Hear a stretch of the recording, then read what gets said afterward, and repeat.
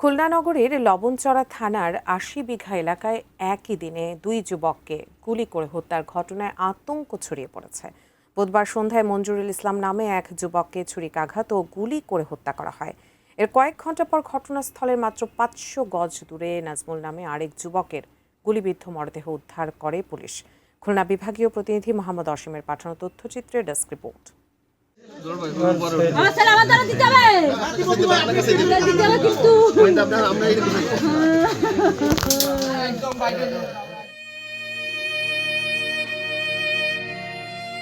খুলনা নগরীর লবণচড়া থানার ৮০ বিঘা এলাকার একটি মাঠে চলছিল ফুটবল খেলা।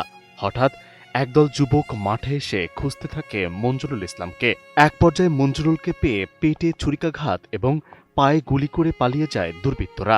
আমার ছেলে ঠিক 12:30টার দিকে একটা রাতান দেবে মনে হয় আধা ঘন্টা 5 মিনিট 20 মিনিট আগে বেরোইছে। মানে আমার সোয়াল মনে করেন দৌড়ইনি, কইছে তুই এদিকে আয়, তোর সাথে একটু দরকার আছে। আমার সোয়াল সেইভাবে গেছে। যদি ওকে যদি ভয় পাতো, মনে করেন যদি ওকে যদি কোনো আমার সোয়াল যদি কোনো অন্যায় করতো, তাহলে ওকে ভয়তো দৌড়তো না, যে কোনো গলির মধ্যে দৌড় দিত কি বাড়ির মধ্যে। ও তাকে কথা শুনে এইবার আইছে, ওরা হাত ধরে এইদিকে নিয়ে চলে আইছে। অমুক জায়গা একটা মাইরে ফেলাই থুয়ে গেছে। আমি সেই নি যায় এই হাইটে আইছে, এটাই আমার সোয়াল। Optical brighter photo catalyst active granule সমৃদ্ধ বসুন্ধরা পাওয়ার ওয়াশ, ঝলমলে কাপড়ে ফুরফুরে মন। আমাদের ছেলে আর কি এই 4টের দিকে চুল কেটে আসতেছে, কারা ডাক দিয়ে নিয়ে আইছে আমরা খুঁজতেছি, পাইনি। কইছে কিছু ছেলে ফেলে কইছে ওই দিকেই গেছে, এই খুঁজে খাইছে পাইনি। একটু পরে আমরা একটু আগে শুনতেছি যে এটা গুলি করে মেরে ফেলাইছে এই জায়গায়।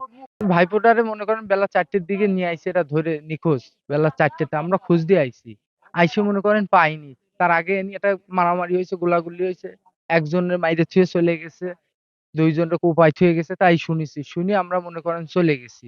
যার পরে বাড়ি যে যার মতো বাড়ি গেছি। তার সন্ধ্যার কিছুক্ষণ আগে মনে হয় এই কাহিনী। আর পরে শুনি আমার ভাই বলে আমার সোয়ালটারে মেরে ফেলাইছে। এই জানি চলে আইছি ভাইজান। আইসে এই দেই কারা মারিছে তা জানি না, 3টে লোক বলে ধরে। একই স্থানে একই দিনে দুই যুবক হত্যার ঘটনায় নিরাপত্তা নিয়ে উদ্বেগ তৈরি হয়েছে স্থানীয়দের মধ্যে। এরকম নাজমুলরে কোনো জায়গায় পাচ্ছি না, তুই একটু আয় দি। আমরা আবার দুইজনে আইছি কি আমার ভাই আর আসবে না, আমার ভাই আর আমারে ভাইয়া কয়ে ডাকবে না, আমার ভাই আর আমারে ভাত খাতি দেবে না। আমরা ওখানে চা খাচ্ছি, আমি আমার এই যে নানা ছেলে মারা গেছে তার নানা, আমরা দুজন চা খাচ্ছি। এর মধ্যে এই ছেলে দৌড়ে আসে, এই খালি গায়ে এই গেঞ্জি গায়ে ছিল, হ্যাঁ, দৌড়ে আসে বলতেছে আমাকে দাবড় দিছে। বলে কারা দাবড় দিছে? যেহেতু আমার নাতি সম্পর্কে নাতি, কিন্তু আমার নাতি আত্মীয়। তা আমরা যদি দাঁড়া দেই কি হয়েছে, কেটা দাবড় দিছে? আমরা 5-7 জন লোক ছিলাম, এর ভিতরে ওরা 15-20 জন চলে আসছে সাথে সাথে, মানে সুযোগ পাইনি আমরা কথা বলা। আইসে মোটামুটি গুলি কোপ রান দেওয়া আছে, কারো কাছে চাইনিজ কুড়াল, কারো হাতে শর্ট গান, তারপরে দুইজনের হাতে ছিল পিস্তল, ঠিক আছে, এরকম চাপাতি ছিল। মানে এমন একটা পরিস্থিতি তৈরি হয়েছে এখানে যে কারো কেউ দেখবো বা চিনবো সেই পরিস্থিতি আমার মনে হচ্ছে না। এটা পূর্ব বলবেন, যেহেতু এই ছেলে একদম নিরীহ, এর কোনো শত্রু নাই, কোনো দলে ঘরে না, কিছু না, এর কোনো শত্রু নাই। হয়তো অন্য কাউরে মারতে এসে ওরে মিস্টেক করে ওরে এই কাজটা করে। তার বাবা আছে রাজমিস্ত্রি কাজ করে, একদম নিরীহ গরিব ভাই, ঠিক আছে। এর বাবাকেও কোপাইছে, এর বাবাকে ঠেকাইছে, এর বাবাকেও কোপ খাইছে। আর বাবা ওরাই ওই প্রতিপদি গেছে, আমি অত বুঝতে পারিনি যে ওই যা কার নাম কইছে, কিন্তু আমি সেটা শুনতে পারিনি। মানে আপনারা এখন ধারণা করছেন কি আসলে যাকে খুঁজতে আসছিল তার পাইনি, ভুলবশত মারছে আপনার নাতিকে, এমন কিছু? যেহেতু আপনি যেটা বলেছেন আমাদেরকে, তার কোনো শত্রু নাই বা কোনো দ্বিধাদ্বন্দ্ব কারোর সাথে না নাই, তো সেই ক্ষেত্রে তো হয়তো আমাদের তাহলে তো মনে হচ্ছে ভুলবশত, যেহেতু আপনি বলেছেন কারোর নাম বলেছে তারা যাকে মারতে আসছে তাকে মারতে এরা বল খেলছিল। আচ্ছা, 4-5 জন বল খেলছিল, ওই কার খুঁজে আইছে, আসলে ওরা ওই সেই বস্ত্রপাতি দিয়ে ভয়তে ওরা চলে আইছে। ওই সাথে কোনো কথা কাটাকাটি না, কোনো মারামারি না, কোনো গান্দা ফেসাদ কিছুই না। ওরা ওই 4-5 জন দৌড়ি চলে আইছে বিদায়, ওরা ওই সাথে চলে আইছে যায়। তা আমরা বুঝতে পারিনি, আমরা ওখানে ছিলাম, যে আমরা বুঝে উঠতে পারিনি যে ওই সাথে ওরাও আইসি দাঁড়াই করছে, ওরাও চলে আইছে। দুই হত্যাকাণ্ডের কারণ কিংবা কারা এর সঙ্গে জড়িত এ বিষয়ে এখনো কোনো তথ্য পাওয়া যায়নি বলে জানিয়েছে পুলিশ।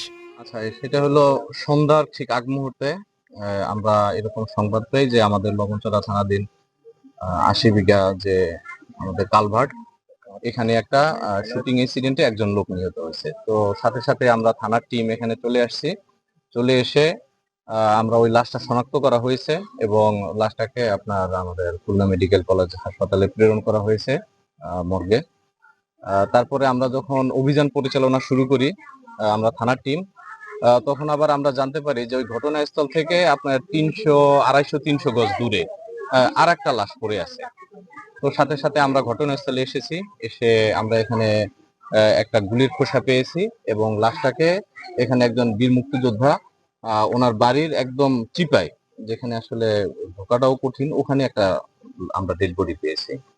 তো আমাদের সিআইডি টিম অলরেডি এখানে চলে আসছে, তারা কিছুক্ষণের ভিতরেই লাশটা আমরা হসপিটালে প্রেরণ করব। আর এই ঘটনার সাথে কে বা কারা জড়িত আছে এখানে আমরা থানার টিম, আমাদের ডিবি টিম এবং র্যাবের একটা টিম আসছে, আমরা যৌথ অভিযান পরিচালনা করব। আশা করি এই ঘটনার পিছনের কারণ কি এবং কারা জড়িত তাদেরকে আমরা গ্রেফতার করতে সমর্থ হব। আচ্ছা, দুইটি ঘটনায় কি একটা আরেকটা পরিপূরক কিনা নাকি পৃথক ঘটনা, কি মনে হচ্ছে? এটা এখন পর্যন্ত কেউ বলতে পারতেছে না, কারণ একটা লাশ পাওয়া গেছে, তার কিছুক্ষণ পরে আর একটা লাশ পাওয়া গেছে। এখন দুইটা ঘটনা কি একই ঘটনা নাকি ভিন্ন ভিন্ন ঘটনা, এটা তদন্ত সাপেক্ষে আপনাদেরকে জানানো হবে। আমি মোহাম্মদ শফিকুল ইসলাম, আমি সহকারী পুলিশ কমিশনার, খুলনা সদর জোন। একই দিনে কয়েক ঘন্টার ব্যবধানে দুই যুবককে গুলি করে হত্যার ঘটনায় থমথমে পরিস্থিতি বিরাজ করছে ৮০ বিঘা এলাকায়। Desk report, ATN news.